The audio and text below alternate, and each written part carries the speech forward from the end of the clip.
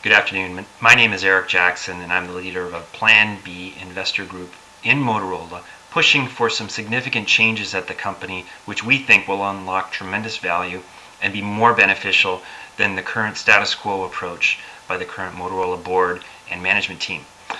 I unfortunately am not going to be at the Financial Analysts meeting tomorrow, Friday morning, which Motorola will hold in New York City, nor will any of the other 131 supporters of our Plan B approach. And in light of that, and in light of the 600,000 shares in the company which we hold, I wanted to pose a question to CEO Ed Zander, as well as CFO Tom Meredith, who will be at the meeting in New York City.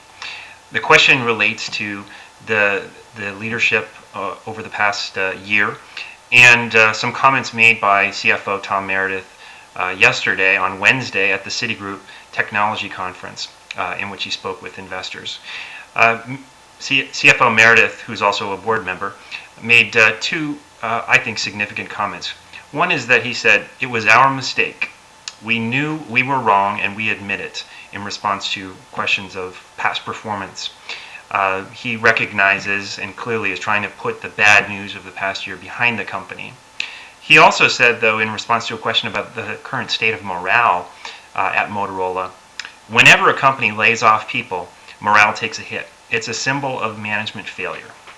We would agree with him on this, and yet we are puzzled in that, to date, there have been no significant management changes in light of this acknowledged failure by this member of both the management team and the board of directors. To date, there have been two significant layoffs, which obviously have affected the rank and file employees at Motorola, and yet there have been no significant changes at the management level, other than the fact that Ron Garrix, who is former head of mobile devices, left or was pushed, depending on who you listen to, back in February. We're concerned about this. We think that management is accountable, and therefore the board and the management team needs to address this, and we would like to know whether anyone from management or the board will be held accountable and join some of the other rank and file employees in being laid off.